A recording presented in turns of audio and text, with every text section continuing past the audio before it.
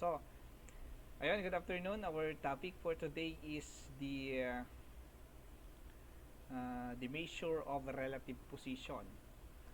Um, to begin with, kailangan natin dito malaman the measure of relative or the measure of dispersion. It includes for review. Kailangan natin ang mga measure of dispersion is the range, standard deviation, and the variance. That is the three measure of dispersion or the spread of the data.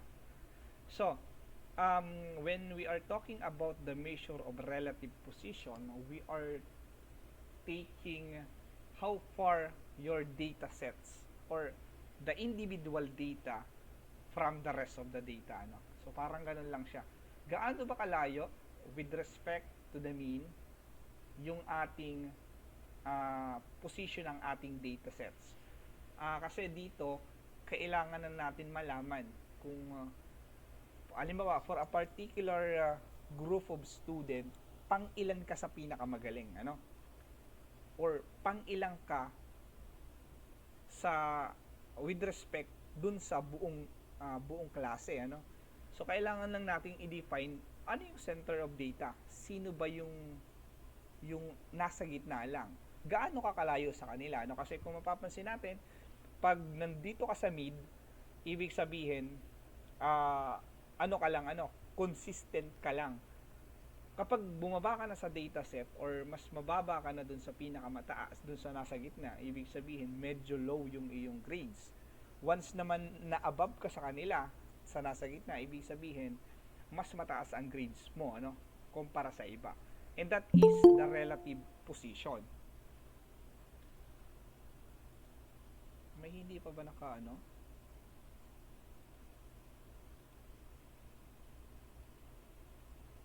Okay. So that is the relative position, So let's consider an internet dito sa relative position. We will talk about the C-scores. Now consider that an internet site that offers movie downloads based on the data na nag-gather nila, the estimated value or the mean time of the download of a certain movie is 12 minutes. So very fast ito, kumpara sa download time ng internet natin dito. So suppose that this one is the mean time, or the mean download time for a certain movie with the standard deviation of 4 minutes. So ibig sabihin, along the way, sa mga nag-gather na data, 12 minutes yung pinaka-mean, yung pinaka-gitna, and there are differences of 4 minutes, for each, yan yung standard deviation natin. And in the last topic, yung 4.2, which is the measure of dispersion, tinuro yan, kung paano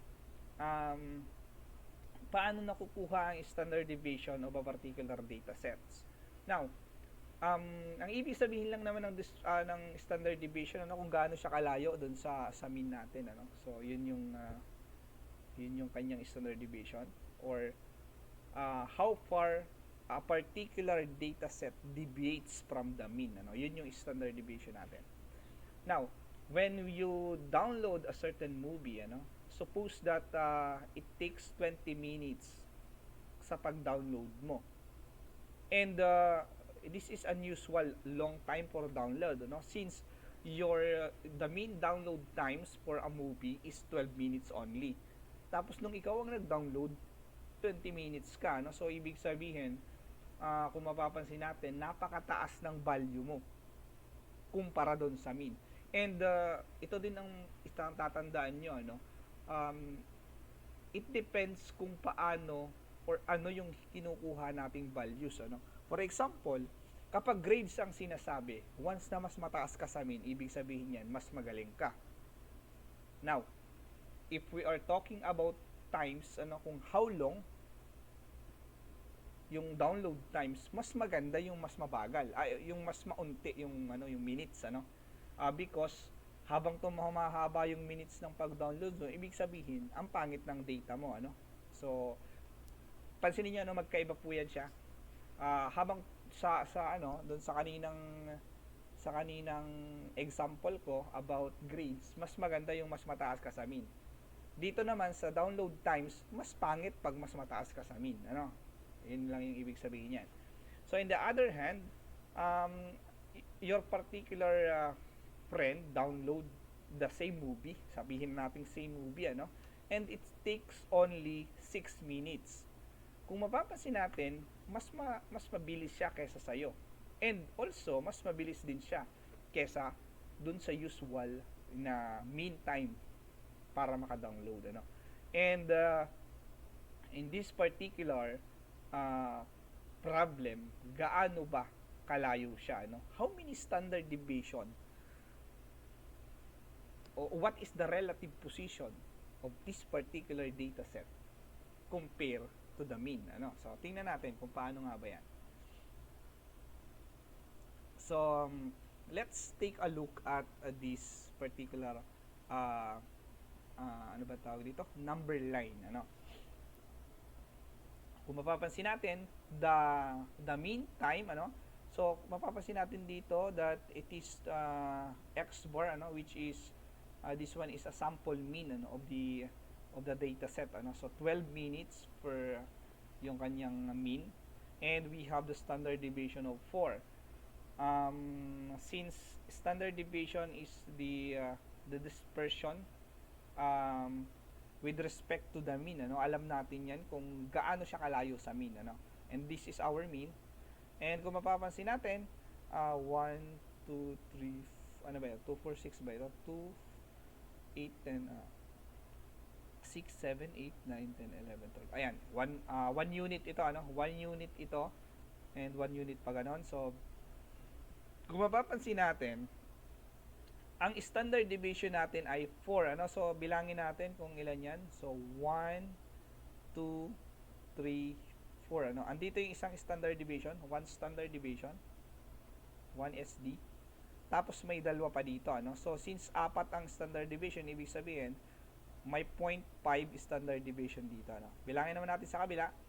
1, 2, 3, 4. So, andito yung isang standard deviation. And the next one is 1, 2, 3, 4 again, and this is the 2 standard deviation, ano.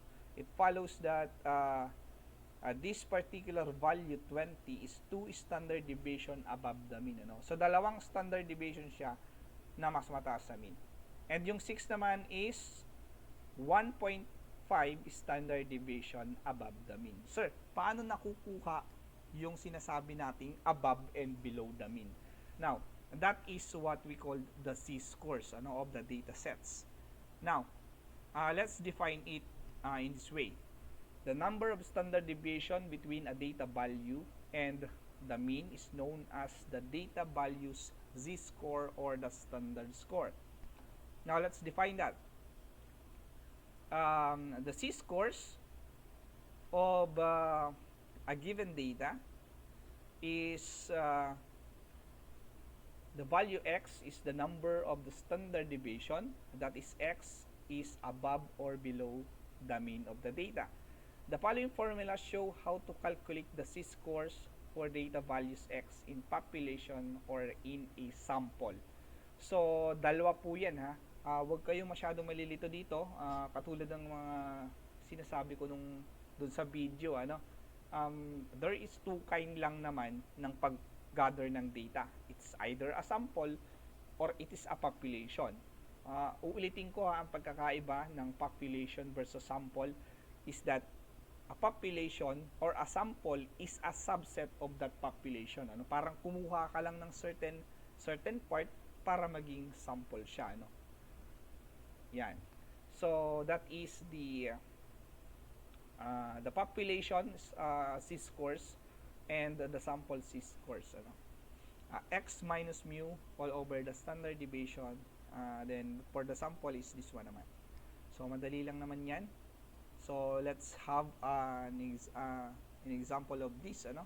So since alam natin, so in this particular example, ano, sample po ang gagamitin natin diyan, ano. since ang ating mean is coming from a sample mean, ano. So ibig sabihin, ito yung gagamitin natin. So let's take a look at this. Our x naman ngayon is equal to 20, ano. Ito po 'yun, ano, yung sinasabi natin na 20 minutes siyang nag-download, ano. So titingnan natin kung gaano siya kalayo sa mean. Now, so ang kukunin naman natin ngayon is the x bar, which is 12, ano, given naman yan. Our standard deviation is 4, so we have 20 minus 12 over 4, which is 8 over 4. We have 2, ano. And that is the z-score for our sample x, ano, or 20. Now for our sample or our z-scores for 6, we have 6 minus 12 over 4 is equal to 6 minus dyan is negative 6 over 4. It is equal to negative 1.5. Now, kung mapapansin natin, we have negative. Ano po? Negative. So, in this particular data sets, pag sinabi nating negative, it is actually below the mean, ano. So pag nakita nyo ganito, pwede nyong sabihin that the z-score is actually 1.5 below the mean, ano. Kung ayaw nyong gamitin yung negative, ano, below the mean. Kapag naman above the mean, sigurado yun, positive po yun, ano. So positive naman talaga yan, makukuha nyo dyan.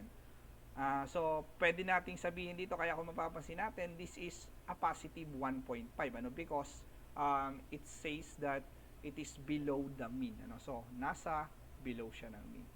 So pwede nyong gamitin yun, ano. Kapag naman above the mean, okay lang, kasi positive naman talaga palagi siya. Okay, so let's have an example here.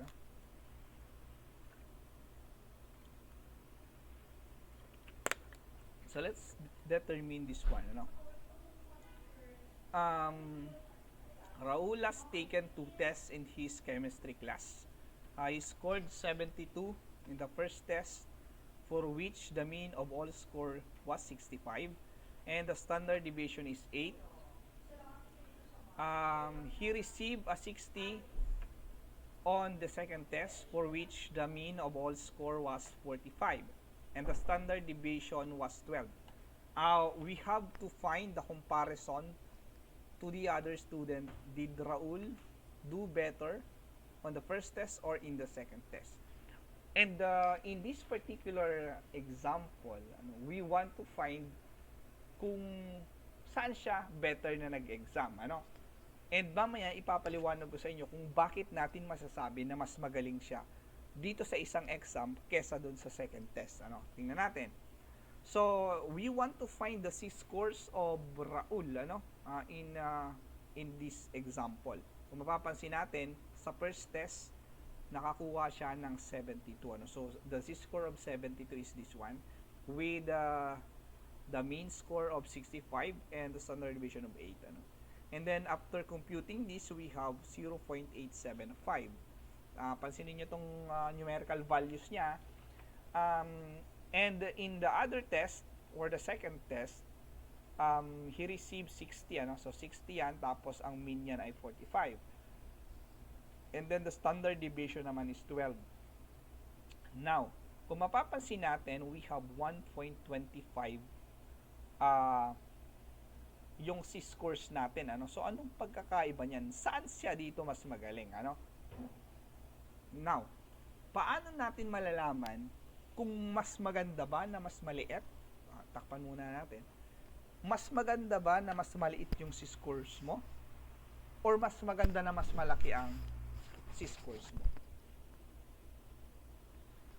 Sige nga. Mr. Jade. So, 'di ba sir, z-score ang dinidescribe ng z-score sir is 'di ba yung positioning niya sa standard deviation po. So, kung halimbawa sir, kung yung data natin is about sa scores ng exam, siyempre yung positive value tas mataas na value, yun yung maganda. Pero yung kung halimbawa dun sir sa mabagal yung sa download time sir, siyempre yung mas maliit yun yung ano, yun yung mas maganda sir. Okay. Yung, I mean mas maliit or negative value kasi parang mas ano nasa below the mean na siya. So therefore mas mababa na yung time dun sa download speed sir. Okay, okay. So, depende yan sa tanong huwag kayong masyado mag-generalize about that because katulad nga nung sinabi ko sa inyo kanina, it depends on the question, ano? Kasi kapag pinag-uusapan natin ay grades, dapat mas malaki ka, ano? Kapag naman pinag-uusapan natin katulad ng internet service, mas maganda, mas mabilis, mas maliit yung ating download time, ano, or the Mbps is very very high, ano, kaya yun mabilis siya. So kung mapapansin natin, in these particular data sets, the C-scores of two exam ni Raul ay meron siyang 0.875 standard deviation above the mean, and the first test and the second test is 1.25. Now, the C-scores indicate that in comparison to his classmate, Raul scored better on the second test than he did in the first test. Bakit? Because malaki ang kanyang lamang doon sa ating mean. Pansinin nyo, ano? Mas malayo siya doon sa usual grade ng student. Ibig sabihin, kung andito yung mean ng student, dito lumampas siya ng standard deviation o 1 standard deviation may 1 and 1/4 actually ito, ano. So kung ito yung standard deviation, meron pa siyang 1/4 dito. But in the other test naman, hindi pa siya umabot ng 1, ano. It's somewhere here lang siya, no? So hindi siya masyadong nag-perform na maganda, ano. But unless otherwise sabihin natin kung hindi naman sila magkasama sa test, ano, kung ihiwalay natin yung test 1, test 2, nag-perform pa din naman siya ng maayos kasi nga mas mataas siya doon sa mean, ano. So, pero kung pagsasamahin natin silang dalawa, yung test na yan, test 1, test 2, mas magaling siyang mas magaling yung kanyang performance nung second test, ano, because marami siyang nataasan kumpara doon sa first test. Okay? So, next natin. Sige nga, bigay tayo ng example dito. Let's check. Sinong pwedeng magsagot nito?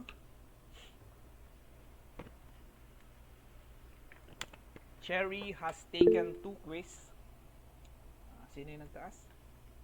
Mr. Harvey? Sige daw. Paano natin isosolve?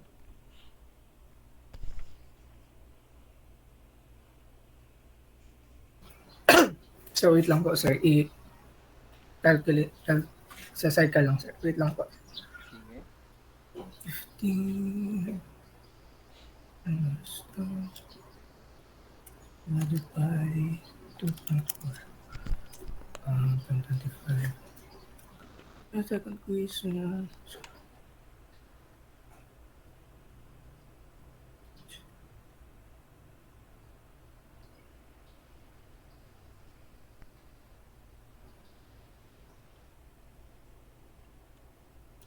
Minus love divided by 2. So, yun po, sir. Charlie, basahin ko muna, sir. Cheryl has taken 2 quizzes in her history class. She scored 15 on the first quiz, for which the mean of all scores was 12 and the standard deviation was 2.4. Her score on the second quiz, for which the mean of all score was 11 and the standard deviation was 2 and was 14. In comparison to her classmates, did Cheryl do better on the first quiz or the second quiz? So, according po here, sir, so kung i-compute po natin yung first quiz ni Cheryl, nag-score po siya ng 15. Okay, so we have 15 here. Yes po, and then yung mean po, which is yung 12 po, divided by yung standard deviation po, which is yung 2.14 po. So, pag compute po natin, meron po tayong 1.25, 25 po. 2.4. So we have 1.25 ano? Yes po, sir. 1.25. So doon sa isa Ah, sa second quiz niya po, yung mean po is 11 and yung score niya po was 14. And divided by po yung the standard deviation which is yung 2. So, meron po tayong 1. 1 po ang ano. So, going back sa question po, sir, in comparison to her classmates, did Gerald do better on the first quiz or the second quiz? So, according po doon, sir, sa previous example, uh, since po this is all about the scores po, sir, uh, I believe, sir, mas naging better po siya dun, sir, sa first quiz, sir, than the second quiz. Since mas mataas po yung, ito po, yung 1.25 sa amin po. Okay. So tama itong ano natin ano itong una nating sagot dito no. Checkin nga natin kung parang iba ang sagot ko ata. 14 minus 11, that is 3, tama? Over 2, it is actually 1. Ay, sir, wait lang, sir. 1.5 pala, sir. Sorry, sir. Mali, sir, ang Okay. lagay ko, sir. Okay. So, ulit, sir. Sige. So, sir, since po, sir, 1.5 ito, sir. So, mas better po siya, sir, sa second quiz, sir, than yung first quiz. Since mas mataas po yung 1.5 sa 1.25. Okay, mas malayo siya actually sa amin ano. Yun lang naman yung gusto nating malaman palagi ano. Kung gaano kakalayo dun sa mga standard ano or dun sa gitna ng data set ano. So, yun lang naman yung ano natin. Habang lumalayo ka kasi sa mean, ibig sabihin, kumbaga, paano ba natin ito isasabihin ng in layman's term? Habang lumalayo ka sa karamihan, ibig sabihin kung sa talino ano, medyo angat ka sa kanila talaga ano. Parang ganun siya. Habang lumalayo yung score mo dun sa karamihan ng score which is yung sa gitna lang, yung halimbawa pasado lang. Halimbawa ano, kung may exam kasi tayo na hanggang 100 ano, tapos ibig sabihin mean yan is 50 ano. Once ikaw ay above dyan, ano, halimbawa 100 ka, so ibig sabihin napakalayo mo dun sa mean ano. So ibig sabihin habang lumalayo ka dito sa particular number na to, kung nag 75 ka man, nag 80 ka ano, so malayo ka dito, ibig sabihin pagaling yung performance mo. Haba naman bumababa ka dyan, pababa naman yung performance mo. That is yan yung yun yung gustong sabihin sa atin ng relative position or ng ating C-scores. Now, there are times that merong hindi binibigay ano.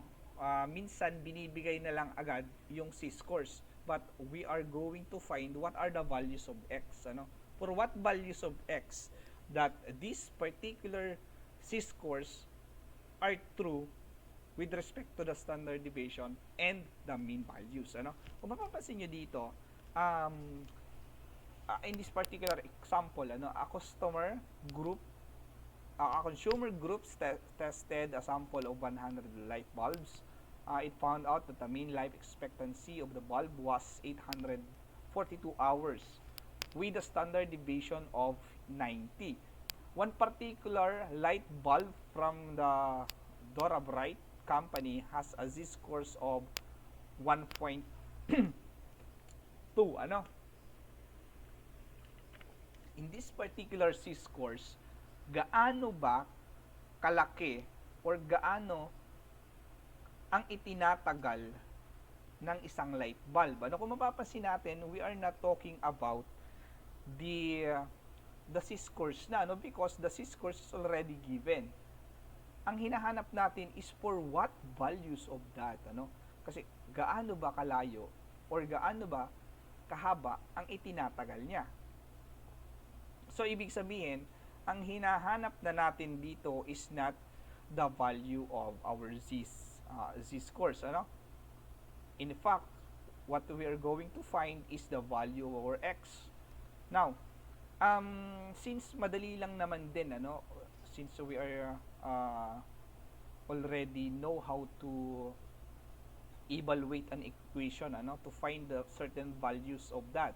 So, madali lang natin yan, So, if we want to find this value, then, pwede natin siyang isolve agad-agad, Kasi alam naman natin ang values ng z natin, Ipa-plot lang natin yan dito, which is 1.2 x minus 840, which is the mean value or the life expectancy of the bulb, and the standard deviation is 90.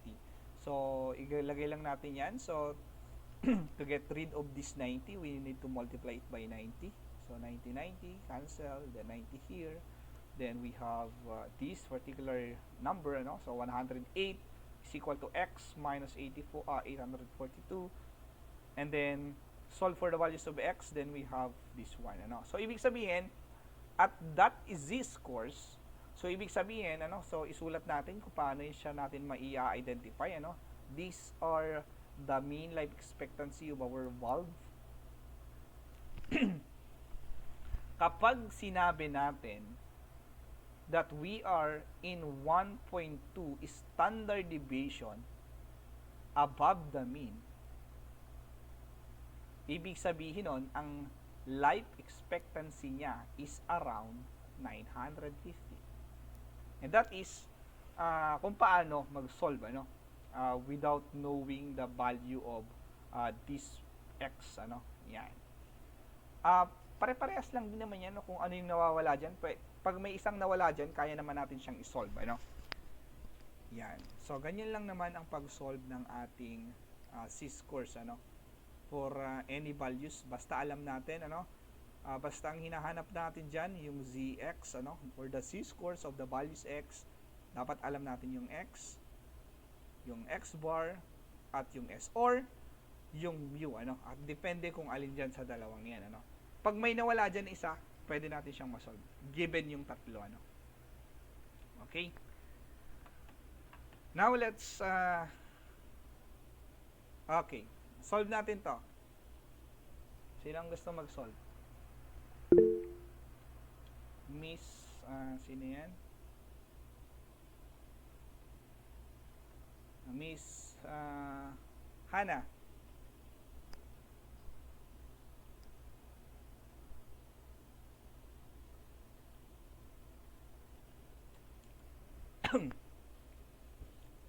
Miss Hana?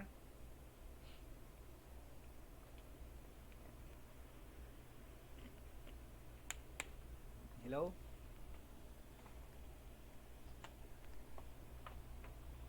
Hello, Miss Hana?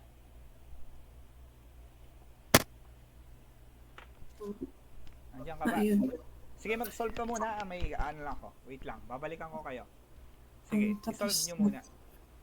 Sige po. Sige. Wait lang ha. Babalik ako. Sige lang po.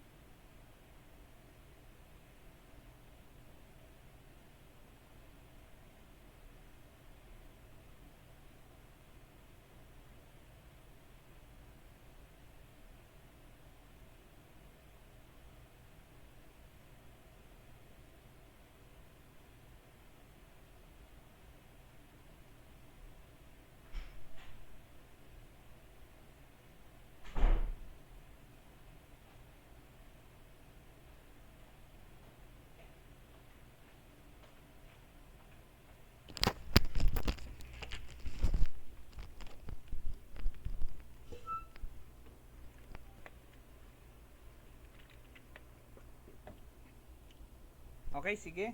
Paano natin ito i-solve? So first, yung given muna po natin ay x, which is equal to 7. Then we have the mean, Xi equal to 70 po. 70. 70. Then the mean, which is 65.5. 65.5.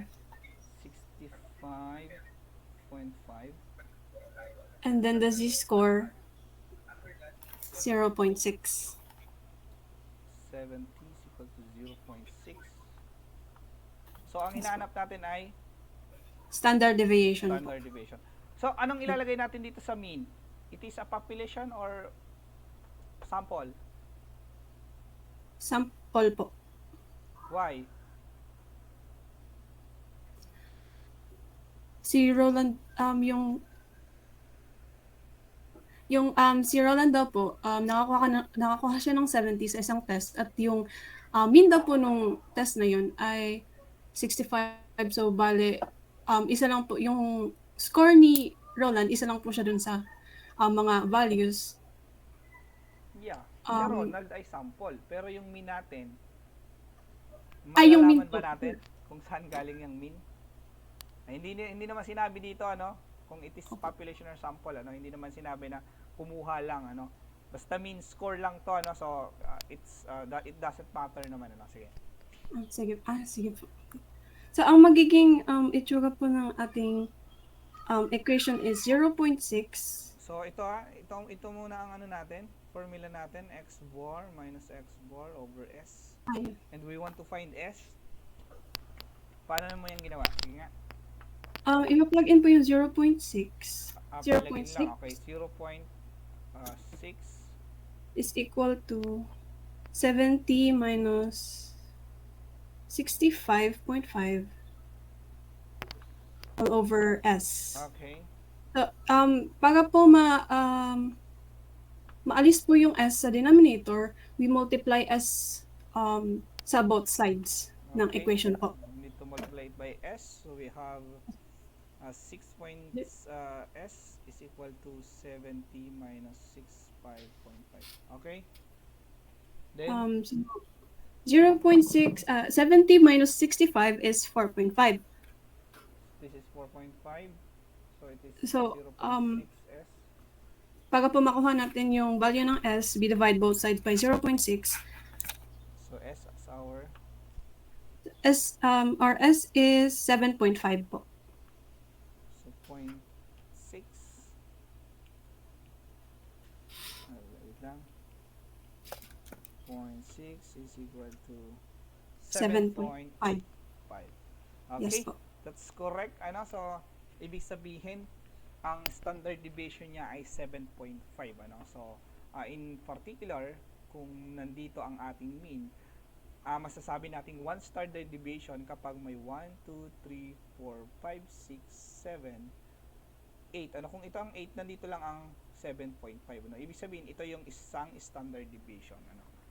And that is correct, ano. So madali lang naman mag-solve ng mga ganyan, ano. So mag-ano lang kayo sa mga ganito, ano. Mag-input lang naman kayo dyan. Okay, so next natin, ilan na lang ba ito? Percentile, decile, saka may decile ba dito? Quartiles lang. Okay. So let's discuss the percentile. The p percentile is the value or the value x called the p percentile of a data set provided that p% of the data values are less than x. So pag sinabi nating less than x, dapat palagi nating sasabihin, halimbawa, ang p percentile ay the values of x that is less than. Lahat ng values dito ay meron less than siya, no? Ayun ang ibig sabihin niya, p percentile. Now let's take a look at this example. So in a recent year, the median annual salary for the physical therapist was $74,000. If the 90th percentile of the annual salary of the physical therapist was 105,900,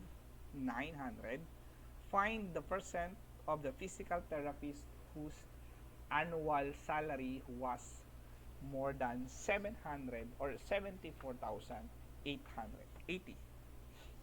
Now, ano nga ba itong median? Kung nare-recall nyo. Yes, Mr. Jabe. Ang median sir, 'di ba sir, parang measure siya ng parang middle value. Paano natin kinukuha yan? Median. So, i-list natin yung yung data in parang in order, tapos yung nasa gitna, yung kung odd number siya, yung number of elements, yung number of data, odd number, yung gitna talaga. Tapos kung even, yung gitna ng dalawang nasa gitna. So, i-average mo yun. Okay. Yun. Okay. Very good. So, that is the median. So, ibig sabihin, kailangan natin i-arrange sila in numerical order. Either it is from smallest to largest or from the largest to smallest. So, pag sinabi natin median. Now, pansinin nyo dito, if the 90% of the salary was 100, so mapapansin natin, this is your 90th percentiles, and the annual salary, if the 90th percentile for the annual salary is 105, kailangan nating hanapin more than 70,000, so 70,480. And that is, nandito naman ang 90 percentile is 105,900. Paano natin siya magagawa, And kung mapapansin natin, this 74,000 is actually our 50th percentile, which is the mean of that data set, Gitna siya eh. So that is the 50th percentile. Ang question, find the percent of the physical therapist whose annual salary was more than 74,000. Ilan ang may mas more than 74,000?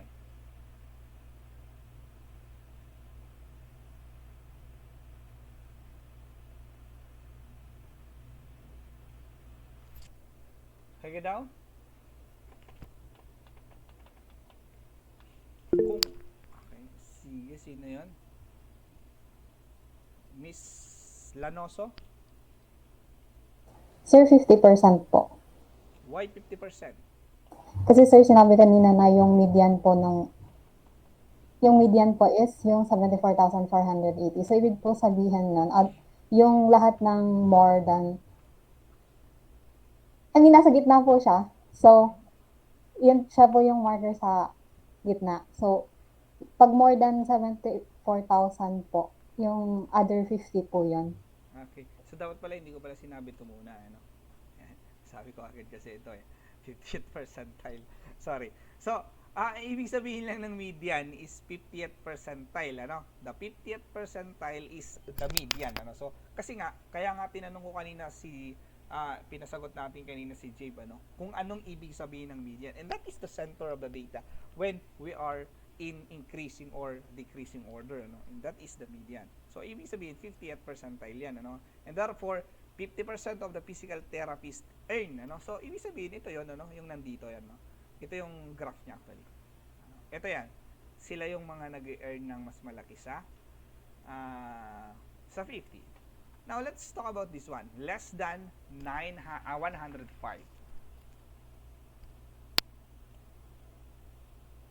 Ilang percent ng physical therapist ang nag-earn ng 105?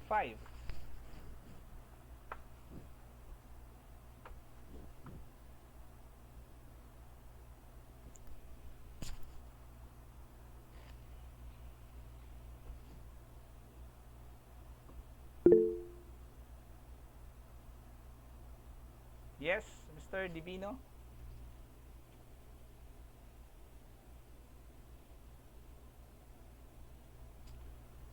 89 po ba, sir? Ang Ang nag-earn po less than 5,900. final answer?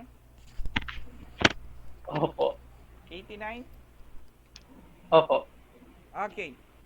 Kung mapapansin natin, since itong 105 ay 90th percentile, ibig sabihin 90% of the physical therapies ay less than dito. Ano? Sabi ko ba kanina, kapag sinabi nating fifth percentile, ibig sabihin yung values of x ay yung mga mas mababa yun sa kanya. Ano? So, hindi naman ibig sabihin kasi kapag nandito ka, sinabi nating 105, ito pansinin nyo to the 90th percentile of the physical therapies was 100. Ibig sabihin yung 90% na yan, mas mababa yan sa 900, sa 105, ano? 105, mas mababa sila dyan. Yun ang ibig sabihin. Balikan natin nga, ito.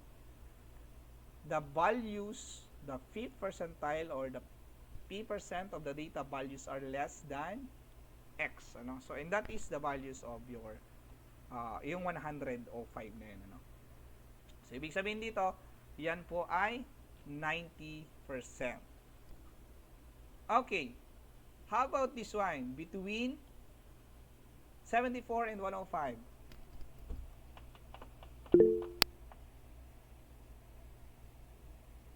Miss Hannah, 40%, sir. ilan? 40% po. Bakit? Kasi kung between po siya ng ano pa yun? 74,480, which is the 50%, tas yung 105,900 na 90% minus 50%, 40% po. So, Parang andito siya, yun, no?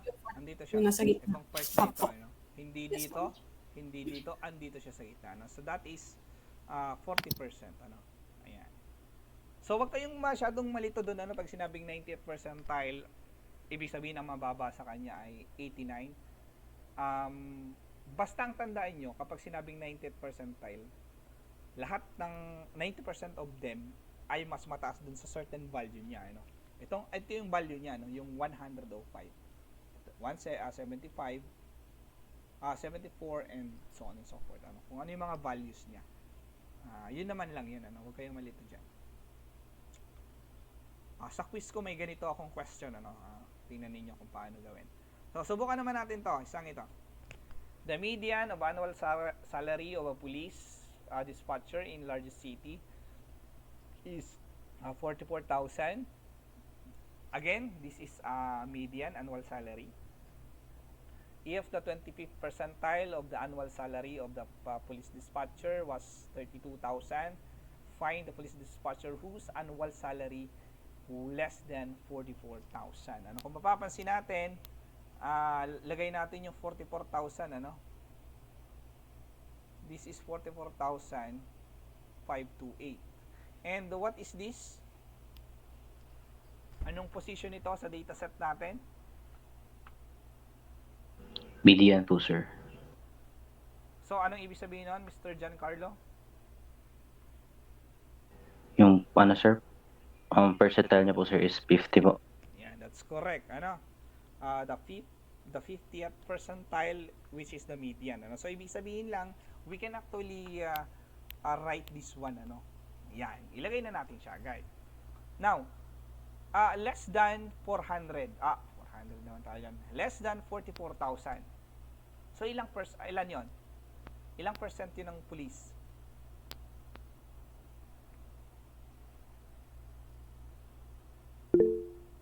Yes, Mr. Giancarlo? 50% po, sir. So, 50% pa din yun, ha? Huwag kayong malilito dyan. That is 50%. 50% po yung papunta ron, ano? 50% yan. How about, tingnan natin itong 25th percentile, ano? So, nandito yan, 25th percentile, which is 32,761. Now, the question is, more than 32,000. How many percent? Yung iba naman. Mr. Alba, 75% po, sir. bakit?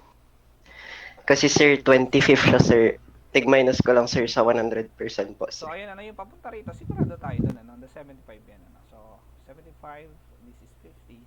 How about this one, between Mr. Harvey?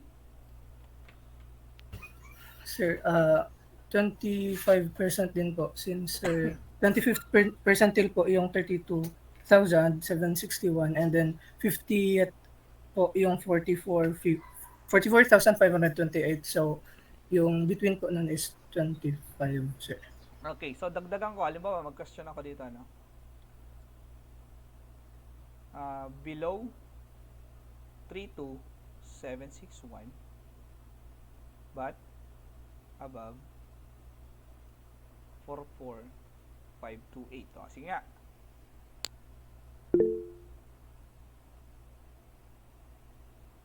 Yes, Mr. Alba? 75% pa rin po, sir. Like, parang tig-minus mo lang, sir, yung sagot sa letter C po, sir. Okay. So, walang mahirap, 'di ba? Madali lang naman talaga siyang aralin, So, yun lang yung ibig sabihin niyan, Percentile, kung ano yung position. Actually, position yung pinag-uusapan lang natin dito eh. Kaya mahalaga malaman natin kung paano siya kinukuha, And dapat alam natin kung ano yung ginagamit, median, mode ba, or whatever. So, it depends on that, kasi kung hindi natin alam kung ano yung ginagamit dito, then hindi natin din siya masasagot. Now, let's proceed to okay, dito muna tayo sa percentile of a given data value. A given set of data and a data value x, the percentile of the score x is equal to the number of data values less than x all over the total number of data values multiplied by 100. Para makuha natin yung kung 50th percentile ba siya or 50th percentile, 25th percentile, 10th percentile, or so on and so forth. May 75 pa yan and kung ano man. Tingnan natin. Sorry. Okay, tingnan natin to, sige. On the reading of examination given on 900 student, Elaine's score of 602 was higher than the score of 576 student who took the examination. And the question here, what is the percentile of Elaine's scores? Kung mapapansin natin, there are something numbers here, na ano ba to? Alin ba dito yung gagamitin natin, Kung mapapansin natin dito, we are not used to this one, the 602 of Elaine's scores, hindi kasi ito yung ating gagamitin, this one is actually score niya, pero ang dinidescribe nito is ang kailangan nating hanapin is ano ba ang position ng 602 score na to with respect to the 900 students na nag-take ng exam. Ngayon, kung mapapansin natin, if we want to find the data values or the percentiles of this value, titingnan natin, the number, kung mapapansin, the number of values less than x, and the value of the score of Elaine is 600, Ilan daw yung mas mababa dito? Kung mapapansin natin, sinabi niya dito, that is 576, That is the value less than 602. Pero hindi ito score ng estudyante, Ito ay mga estudyante na mas mataas siya. Score niya to, ito ay kung ilan ang estudyanteng mas mataas siya, Hindi ito score po, Ito yung score niya. Ito ay parang position, Kung ilan ba yung mas mataas, nataasan niya, Okay. The total number of data, ito? That is the number of students, syempre. So, ito yung mga estudyanteng nataasan niya, ito naman yung lahat ng student. and then we multiply it by 100, ibig sabihin po, pang 64 siya, no? 64th percentile. Yan po ang kanyang position or place in a particular exam. So, malinaw po ba yan? Malinaw po? Okay, so, bigay ko ng example kayo, ano? So, halimbawa, merong ilang kayo ditong estudyante? Ilan nga kayo? Sabihin natin 40 kayo, ha? Hindi, gawin natin 50 para maganda ang score. 50 kayo, ano? Total student.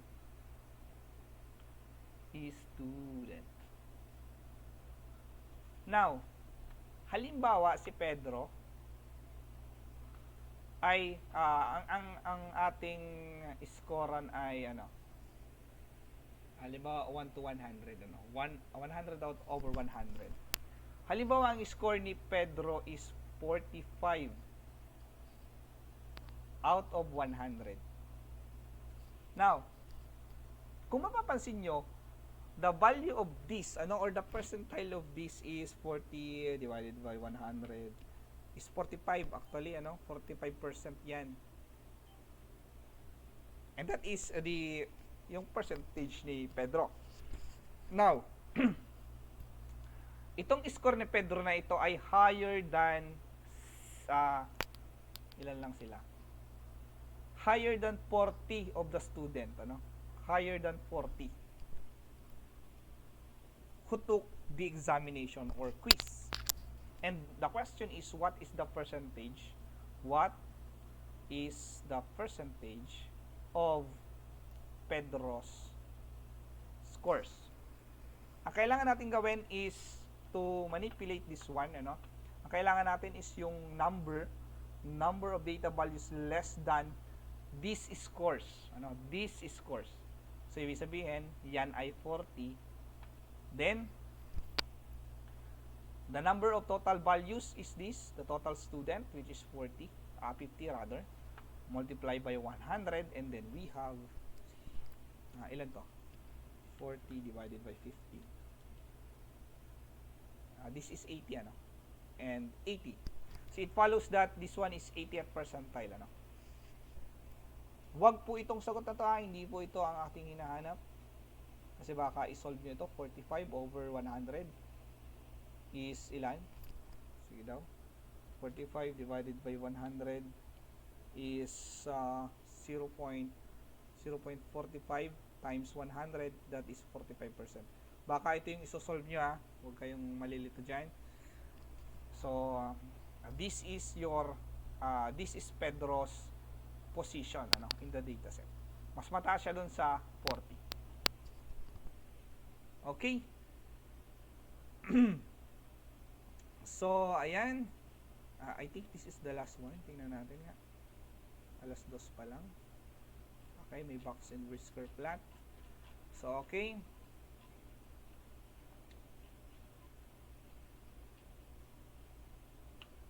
So, wait lang, ha. Wala akong tubig.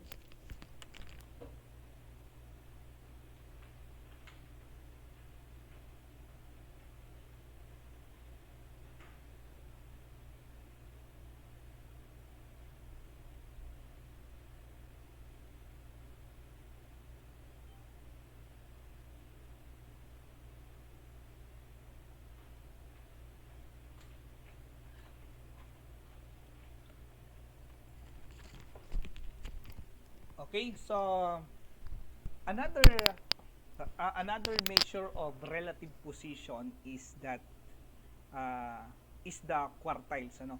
Actually same lang yan sila ni percentile, pero dito sa quartiles hinati lang natin sa apat, ano, or sa apat na bahagi. Kung mapapansin nyo kasi sa percentile, hinati natin siya sa 100%, ano. So, alam natin sino yung rank 1 hanggang rank 100, ano. So, ibig sabihin, mas maliit ito, ano, si quartile kaysa sa percentile, ano. So, based on the ano pa naman lang, ano, based on these quartiles, ibig sabihin, hinati natin sa 4, ano. Quadro, ano. Okay. So, there are three numbers na kailangan nating malaman dyan. That is the Q1 or the quartile 1, quartile 2, and the quartile 3. This partition ranked the dataset into 4 approximately equal groups that are called quartile data. Ano? For instance, the values of the Q1 is equal to 11 in this particular dataset. Q2 naman is 29 and the Q3 is 104 are the quartiles of the datasets. Now, pag sinabi nating quartiles, kailangan natin munang i-rank yung dataset natin. Kasi kapag, kung mapapansin nyo, hindi natin basta yan makukuha ang quartiles niyan when the dataset is not in this particular order. Mahirap yan. Baka magkapalit-palit yan, hindi natin masasabi that they are the rank or the quartile 1 in this dataset. Halimbawa, itong 159 napunta doon, so hindi yan pwede. So, kailangan natin siyang i-rank muna. Now, the quartile 1 is called the first quartile, and the quartile 2 naman is called the second quartile, and syempre, yung pangatlo is the third quartile. At in this case, yung Q2 natin is the median of the dataset. Now, remember that the dataset, the median of the dataset is the 50th percentile. The 50th percentile. So, ibig sabihin lang that the Q2 is already or it is equal to our quartile 2. Wala pong po yan gitna po siya ng dataset. Pansinin natin to. Ilan ba to? 1, 2, 3, 4, 5, 6, 7, 8, 9, 10, 11, 12, 13, 14, 15, 16, 17, 18, 19. Since this is odd number, yung pinakagitna po yung kukunin natin siya, which is the 29. So, the median is equal to the 50th percentile, and it is also equal to quartile 2. Now, the third quartile naman is the Q3. And the following methods to find the quartile make use of medians. Now, the first thing you need to do is to find the rank of the dataset. You need to rank list it. Parang, syempre, pag nagkukuha tayo ng median, rank list muna tayo. So, we need to rank the data. Next is to find the median of the data. This is the second quartile. So, di ba pag kinukuha natin ng median, it is either the odd or even numbers. And alam na natin kung paano gagawin natin dyan. Because it is median. Hanapin lang natin siya. Kapag odd siya, kunin natin yung middle data. Kapag naman even, kunin natin yung dalawang nasa middle data. Dalawa palagi yan. And say x sub 1 and x sub 2 and then divided by 2. And that is your median. Now, after that, the first quartile naman, Q1, is the median of the values less than Q2.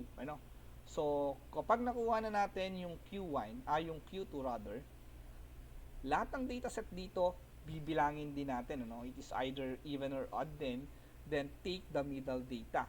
And that is the median din naman. Pansinin nyo to, that is also a median of the dataset. So, dalawang cases na naman to consider. It is either odd or even. And for the third quartile, ganun pa din, the data that is larger than the data values Q2, andito siya. So, hahanapin lang natin yan para malaman din natin what is our Q3. And two cases need to be considered. It is either even or odd. And let's proceed kung paano ba siya ginagawa. So, let's try this particular data set.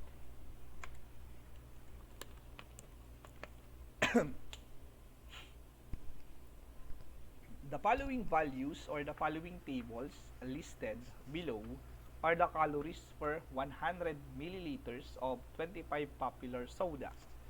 Now, we need to find the quartile of the following data sets. The first thing we need to do is to rank the data sets. Sabi nung step 1, we need to rank it.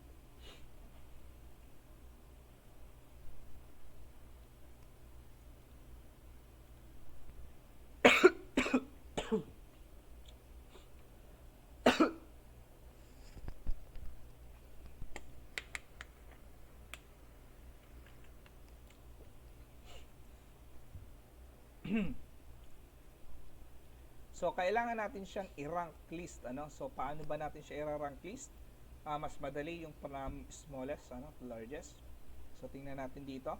Upon checking, we have 25 data sets, ano po? So, kung mapapansin natin, 25 is add po yan, ano? So, meron nasa gitna yan. So, ang nasa gitna po niyan ay sigurado pag dinivide natin ito sa 2, that is 13, ano ba? Yung pang 13, tama ba? 25 divided by 2 is 12.5, okay? So, pang 13 po siya. So, ibig sabihin po, ito yung ating median, ano? So, pamapansin natin, the median of these 25 data values as rank of 13, ano? And that 13 is, the median is 43. So, ibig sabihin lang po, our quartile 2, ano? Our quartile 2 is 43, and that is our median, and that is our 50th percentile, ano? So pare-pares naman po yan. Now, there are 12 values, ano? So we need to consider the Q1, ano? So ang Q1 daw ay lahat ng data values na mas mababa dito sa 13, ano? And ito po yan sila. There are 12. So there are 12, ibig sabihin, meron tayong 12. Ano po ang nasa gitna ng 12, ano? That is 1, 2, 3, 4, 5, 6. 1, 2, 3, 4, 5, 6, ano? Itong 7 and 6, ano? 7 and 6. And that is 39. 39, ano? So, ibig sabihin po, pag dinivide natin siya sa 2, 39 pa din siya, no? So, our Q1 is 39. Okay? Ito yan, yung 6 and 7. And for the third quartile naman, ano, so alam din natin that 12 din yung nandito sa kabila. So pang 7 at pang 6 din yun, ano. So bilangin natin, 1, 2, 3, 4, 5, 6. So 50. Ito yung pang 7. So 50 and 53, ano. Divided by 2, we have 103 over 2. So ito ay 51.5, ano. So 51.5 is our quartile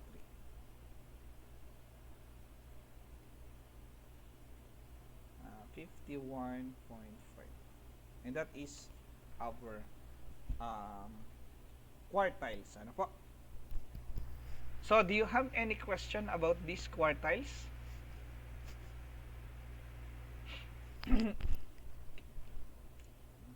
May question? So, very easy lang po yan, ano? So, kung wala ng question, let's proceed to the last.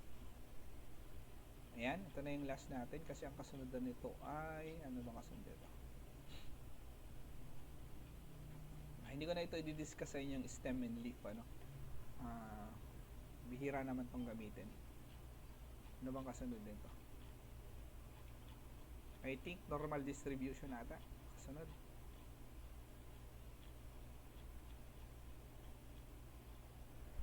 Kasunod na ba kasunod? Okay, normal distribution. So, last na natin yung box and whisker plot.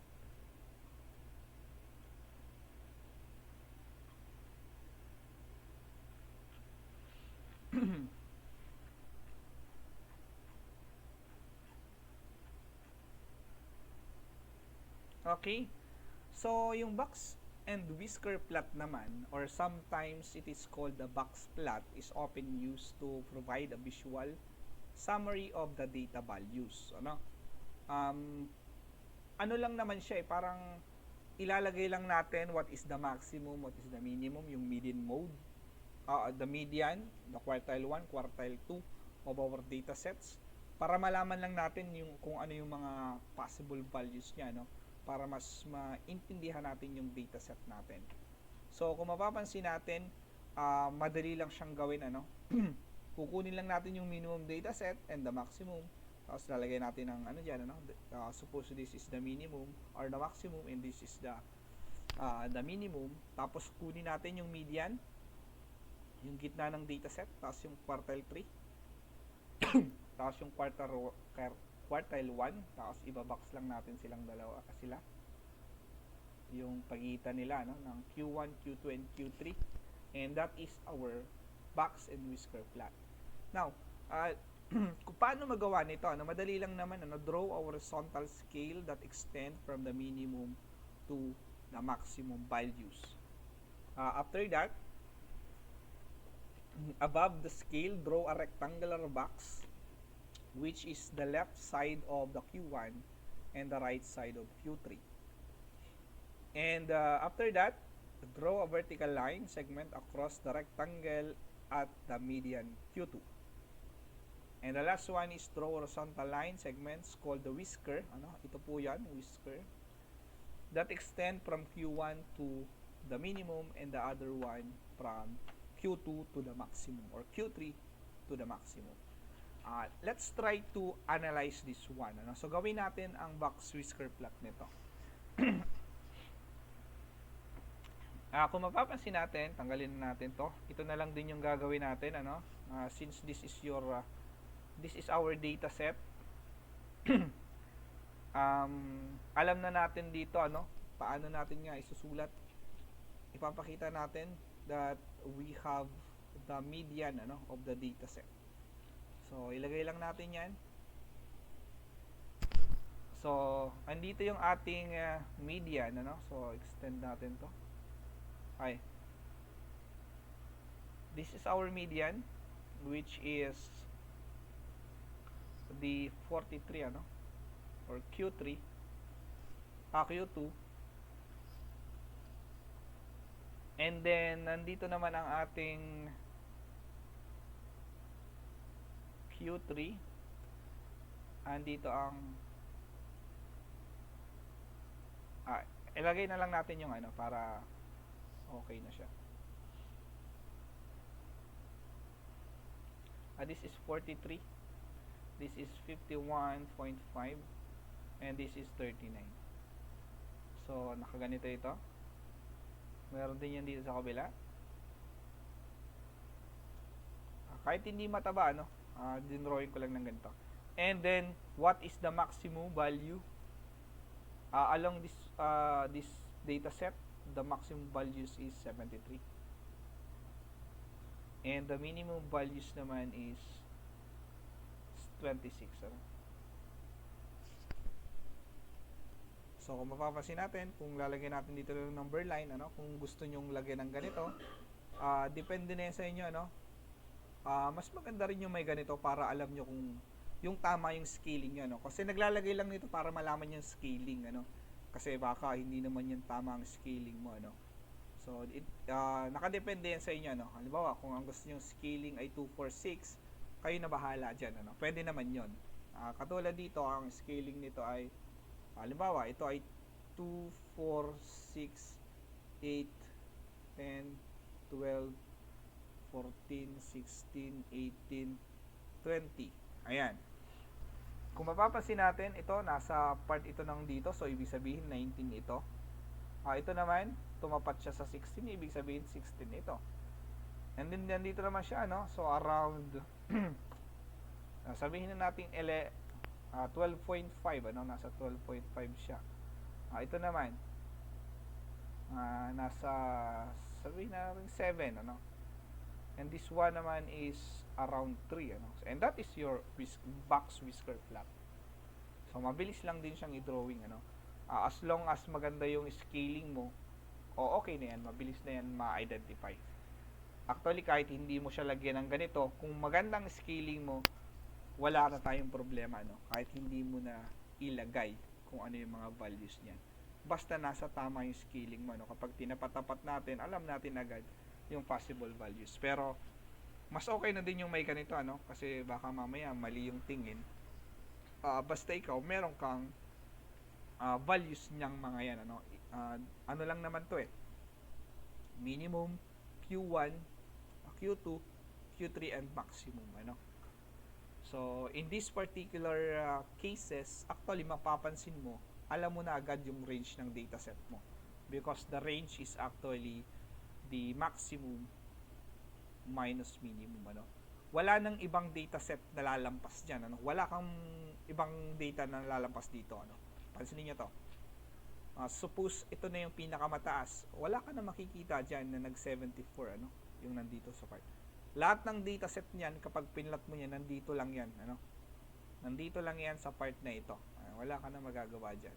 Because this is your descriptive statistic or the description of your data na nakapaloob lang dito sa range na ito. Ano? So, wala ka na dyan magagawa. Wala nang lalampas yan, nandyan lang yan. And some of the interpretation for this, yung data ay concentrated dito sa particular box na ito. Ano? Nandyan yan sila. Because they are the in the range of the Q1, Q2, and Q3. Ano po? So, I think that's all for this yeah. Next natin yung yung normal distribution, and after that ano bang kasunod yan? Actually, yung normal distribution meron akong video nun, ano. Ito lang yung wala, kaya kailangan natin magklase. Kailangan kong gumawa ng video nito eh. Okay. So if you have question, pwede na kayo magtanong. After this, I will give you a quiz about this this topic. I think 10 items lang naman siya. Do you have any question?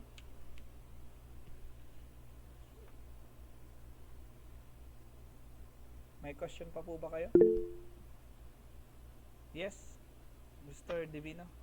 Dun po sir sa unang example mo po dun sa yung kay Raul po siguro yun. Okay, sige, balikan natin. Yung nalito po ako kung paano naging 40 po yun. Ito? Opo. Pero Okay, itong 40 na ito ay yung sinasabi ko lang na 40 of his classmate or yung mga classmate niya ay nataasan niya, no. Yan yung 40. Given actually yan. Yung score niya ay higher than 40 of them. okay po sir. Okay.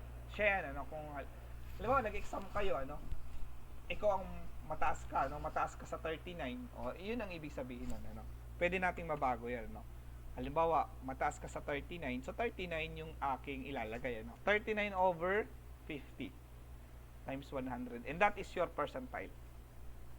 And ano ko lang sa inyo dito, hindi lahat ay palaging whole, palaging ganito. Pansinin niyo tong 39 na to. Tingnan natin 39 divided by 50. 7, hindi, sakto pa din to pala. Times 100. Is 78 siya, Tingnan mo. Mababa na siya, Pang 78 percentile siya. Kapag 39 lang yung tinaasan niya, Okay? Ayan. So, may question po ba?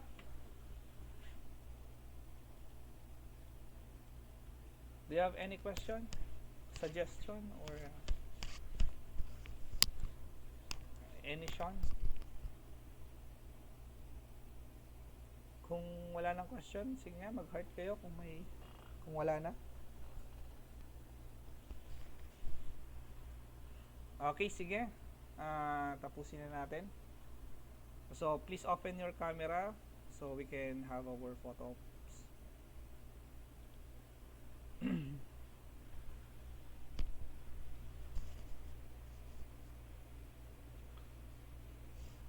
So may time pa kayo para mag-review doon sa ating discussion. I will give the problem set at 30 2:30 alas 3 pala. Yan. Madali lang 'yan, 10 items lang 'yon. 15 minutes to 10 minutes kaya niyo siyang sagutan. Sino ang pwedeng mag, sa atin? Mag-picture?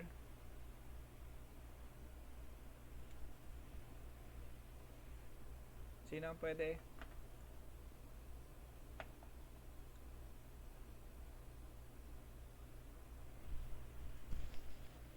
Sino ang nakalaptop dyan?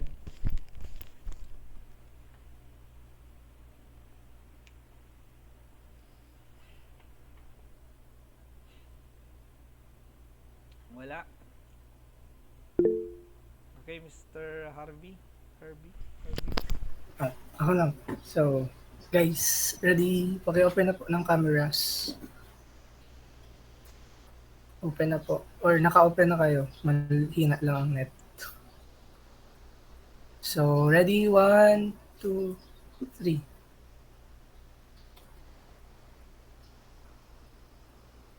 Okay na po, sir. Okay, sige, pasend na lang sa ano.